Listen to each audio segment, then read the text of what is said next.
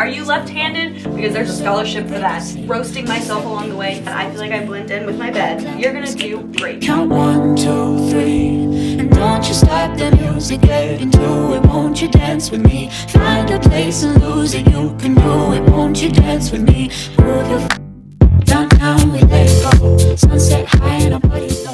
Hey y'all, what is up? It is Marissa, Nicole, and welcome back to my channel. Some of you may know me as my drifting desk, where I help you conquer college, and that's exactly what we're gonna do today to help you prepare for college if you are still in high school. I first just want to start off by saying that I feel like I blend in with my bed, so I'm sorry. I really didn't realize it until I'm like looking at myself in the viewfinder, but we're just gonna keep going because I really don't feel like changing. For today's video, I just want to give you some hints or tips or whatever you want to call them as to like what you should be doing while you're in high school to prepare for college. To make this even easier, I'm literally gonna break it down by what you should probably be doing each year. So what freshmen should be doing sophomore year, junior year, senior year to get yourself ready for college. If you're a senior and you missed the first 3 years of my advice here, that's okay.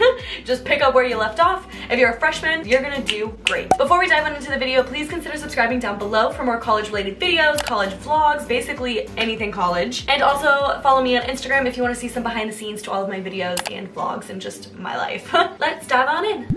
To kind of make this video a little more interesting, I'm also going to be roasting myself along the way. So each time we reach a new year, a new milestone in this video, I'm going to post a picture of myself from that year. So yeah, I don't know why I literally just thought of that, and we're just going to roll with it. Today's a roll with it kind of day. So we're starting with freshman year. Yikes. Anyway, there's really only 2 things that you should be doing at this point because it is 4 years in advance. You really can't do much, but that would definitely be to get good grades. Colleges do look at your freshman year. I don't know who started that lie or who told people that it doesn't matter what you do your freshman year. It matters. All of that's going on a transcript to your college, so you need to get good grades. You need to be taking good classes and taking your freshman year seriously. The other thing you should be doing is starting to get involved. So join a club, play a sport, do both, volunteer. Colleges also want to see that you're more than just a 4.0 student. You need to be a well-rounded person that is good in academics, but also good in the community and would be a good addition to that school. As a sophomore, we have a couple more things that we should be focusing on now because we're getting a little bit closer. You should start to be conceptualizing, thinking about kind of planning what you want to be when you grow up. If you haven't yet already, some people know that they wanted to be a doctor since the age of 7. But also if you are not that person, you need to kind of figure that out. Try to decide what is your path that you kind of want to take. Figuring out, hey, I kind of want to do something with HR maybe. So like, let me look into human resources, see what that is. Oh, actually, that's not what I want to do. I actually want to do this instead. Like really, this is your time to just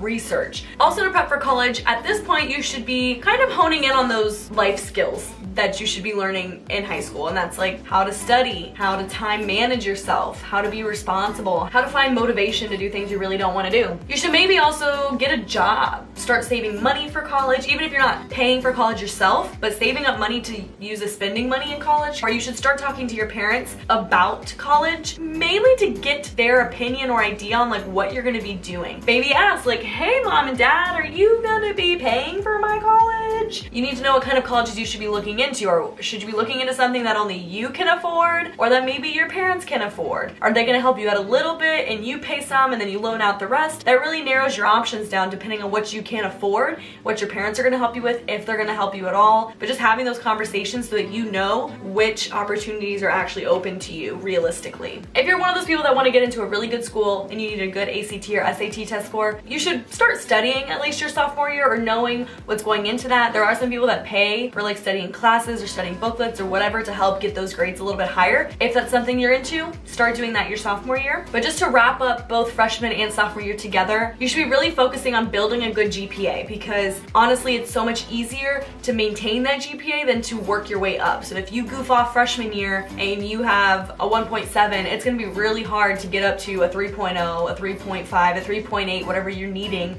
to get into the college that you want. Moving into our junior year, you should start talking with your academic advisor to get a plan and path figured out, go through your ideas for where you want to go, what you want to major in, and just make sure that you're on track to graduate and keeping on track with all of those other schools, making sure that you are ready to apply to those coming up here. Your academic advisor is a huge resource for you, so I would definitely take advantage of them, but I can definitely agree that not all of them are the best, and some will be helpful and some won't be. So I really wouldn't wouldn't rely on them 100%. You should be looking into schools yourself, making sure that you're on track. Don't rely on somebody else, because it could be that you do everything right for what your guidance counselor says and then come to find out that the deadline was 3 weeks ago. Like, just don't go by their word. Use them to talk to and bounce ideas off of, but really try to just take initiative for your own education and look into and be responsible for your own deadlines and materials. On that note, I do have a video about the college application process and tips for conquering, you know, the application itself, because that will kind of delve deeper into this junior year, senior year aspect of high school and how to prepare and apply for colleges. Your junior year is fun because you should start taking those college visits. Go and see the colleges that you're interested in. Go halfway across the country, just go 20 minutes down the road. Whatever you're interested in, you should start looking at them and going to see the programs, the buildings, talk to academic advisors there, admissions counselors there, financial aid there. Also getting all the information that you possibly need, like financial aid or admissions or within that program specifically. I just said this before, but your junior year should really be spent checking in with colleges to see what kind of requirements that they have. You could do this your freshman or sophomore year, even your senior year. Like, it's not something that you have to get done your junior year. I just think it's a good time to do it and checking with these places to see what their application materials are, when the deadlines are, to make sure you have all the correct information and not relying on your guidance counselor. Your junior year, you should be taking AP classes or College Credit Plus classes. They will help you out so much in the long run. My personal opinion and advice is to take CCP or College Credit Plus. I feel like those are so much better than AP classes in terms of like what you get out of them. Depending on where you're at or what schools or colleges are available to you, you can take those free college classes while you're in high school and get college credit for them at the college that they transfer to. Remember how back in our freshman year we joined organizations, we joined clubs, we did some sports and stuff? Your junior year, if you're not yet already, because I know it's hard to do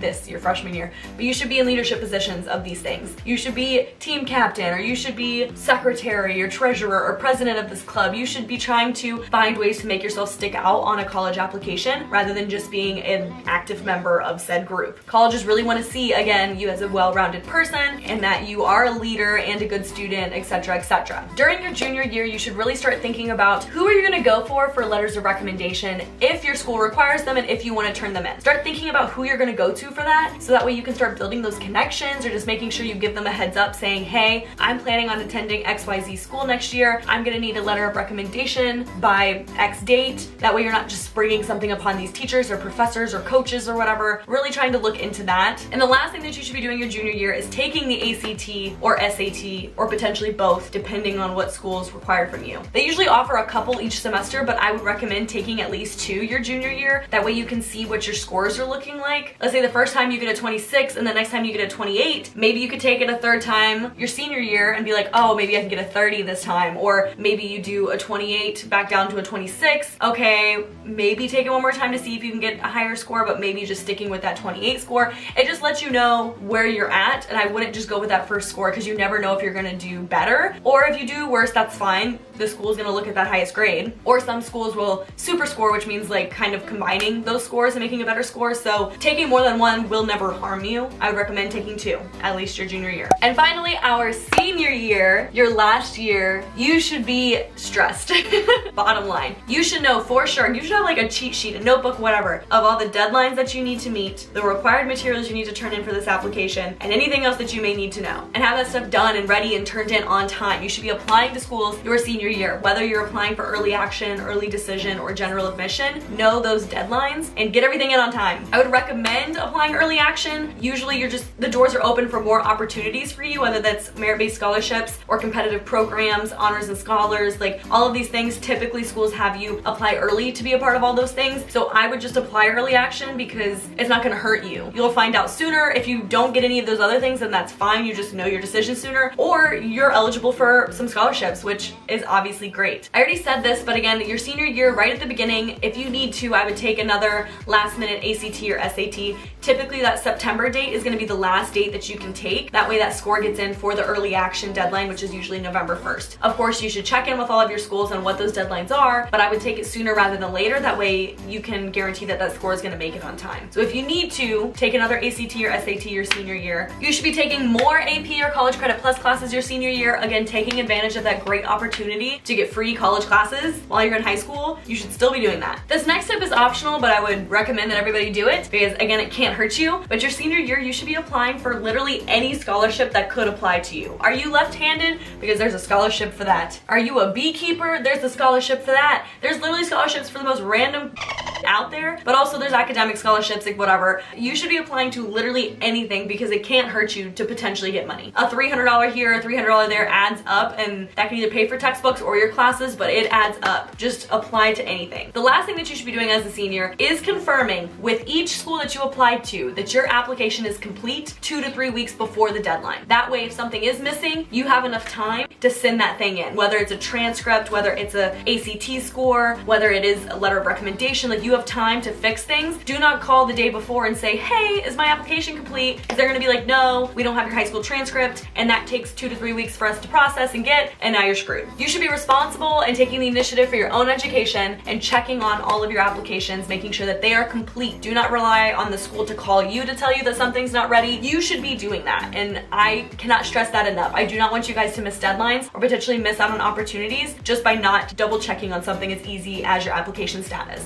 I'm hoping this video was helpful. I'm hoping those tips, even if they were easy or simple that you think, like, I'm hoping that they're helpful no matter what grade you're in, that you can kind of follow that timeline to hopefully get into the college of your dreams, or just be more prepared, more knowledgeable, ready for this whole process, because it can be hectic. And if you're like me, I like having this plan. I like having this timeline of things that I should do, a checklist of things to do. So this is what helped me, and I'm hoping that it helps some of you out there. If it did help you or you liked it, definitely give this video a thumbs up, and don't forget to subscribe down below for more college related videos, college vlogs, all the college content, and follow me on Instagram for more behind the scenes of all my videos and vlogs and my life in college. Also, let me know down below what year y'all are, because I'm just curious. I know I started from the freshman year, but I want to know what year y'all are that you're watching this video. Thank you so much for watching, guys. I hope you enjoyed today's video, and I will see you in the next one. Bye!